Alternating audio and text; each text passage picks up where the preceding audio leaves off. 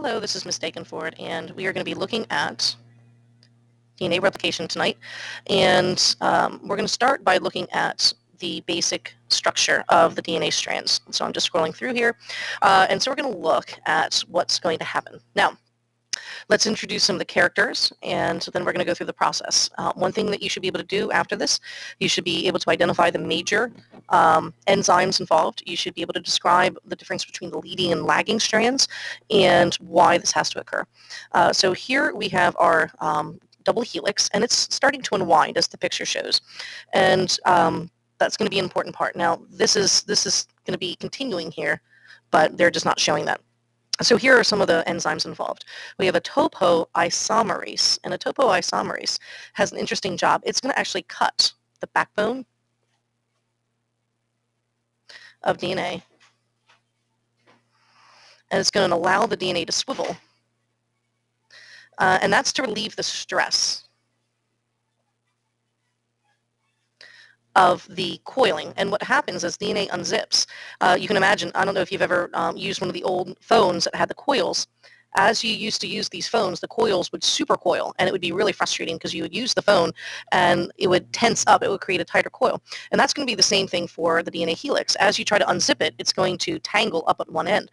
So these topoisomerases, they cut the backbone and allows the DNA to spiral, and it relieves the stress of that supercoiling. So that's ahead of the helicase. The helicase unwinds the double helix. It just interrupts and then unzips the DNA helix. Then you have single-stranded binding proteins, and these little gray molecules, they just cover the single-stranded DNA, and it prevents it from coming together. It keeps it unwound, and they have a high affinity for single-stranded DNA.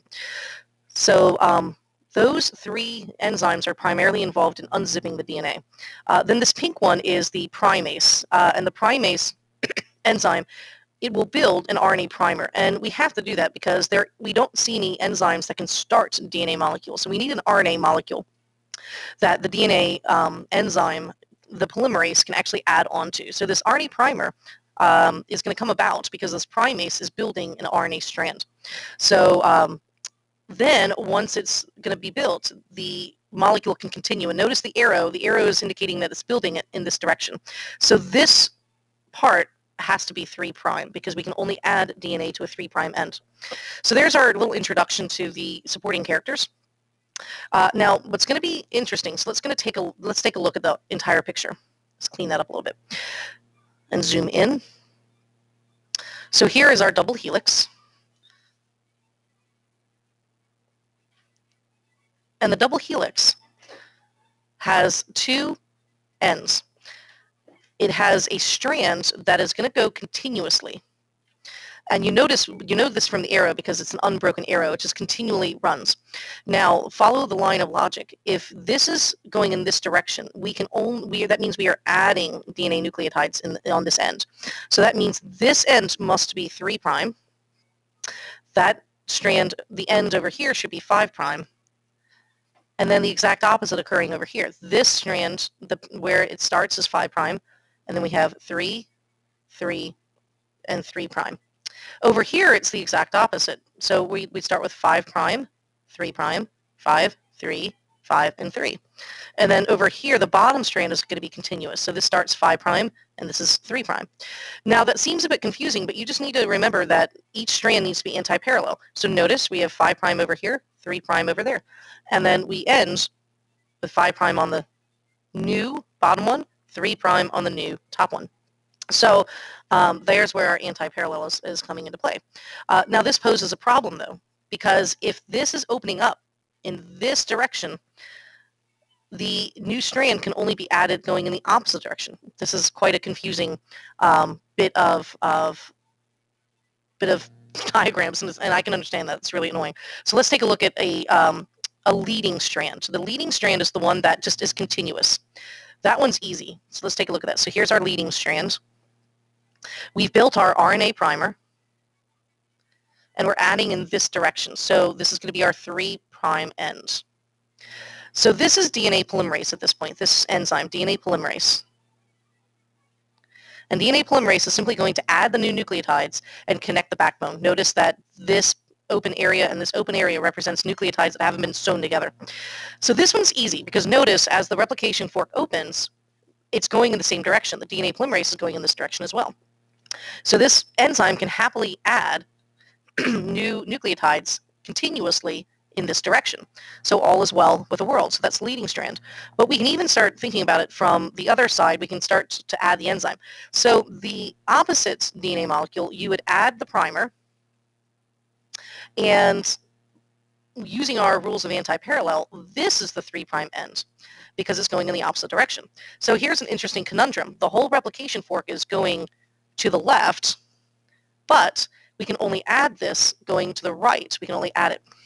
Now, this is kind of an interesting puzzle that we need to figure out, because now the enzyme is going to continue. The DNA polymerase on this side is going to add, and in the meantime, the whole DNA strand is going to be opening on the other side. So the gentleman who first discovered this idea was a Japanese scientist by the name of Okazaki, and he discovered that instead of all finding these long strands being built, he found these short fragments, and we call those Okazaki fragments. So let's take a look at this in a little bit more detail. So let me erase this, and let's first take a look at everything that's familiar to us. Every time we do this, it should be a little bit more familiar. So notice this is a continuous strand. That means immediately it's a leading strand.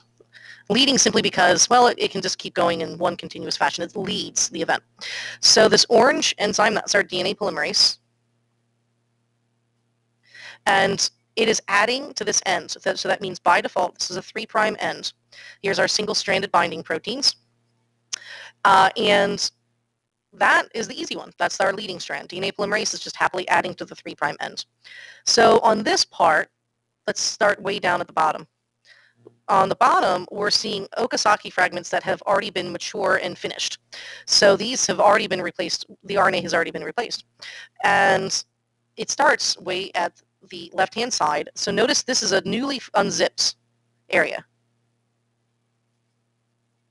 And if that's newly unzipped, now we have these open templates that we can start building our new DNA strand. So here's our primase, building our RNA primer. And this would be our 3' end. And so we're going to add in this direction, where he's going to go to the right. And what's going to happen is he's going to build and build and build and build and build and build until he hits this area that was done already. And in fact, you can see this area is another region of an Okazaki fragment. Here's another primer that was built. And this molecule, this DNA polymerase is adding and adding and adding until it's done. And then notice this is one that happened previously. So here's still the primer, and here's the DNA strand that the polymerase built. And it's finished. Notice in the next section, here we have another DNA polymerase that's removing the primer and replacing it with DNA. So let's do a little fast forward. This replication fork is going to continue to unzip. So what's going to happen next? Well, you're going to have let me find my pink marker. You're going to have another primase latch on right here, and it's going to build an RNA primer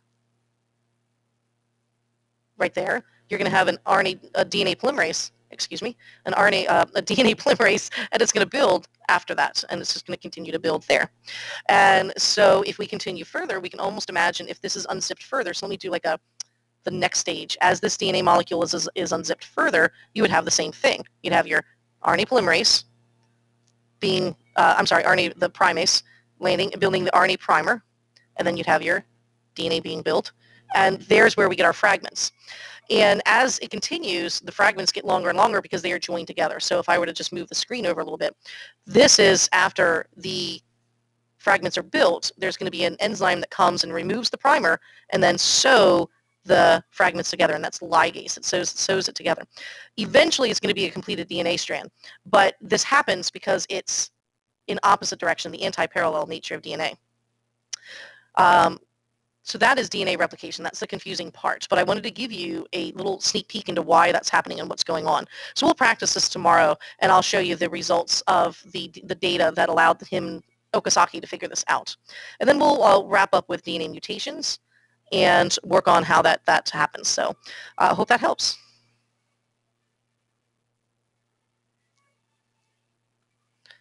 Okay, you better have done that.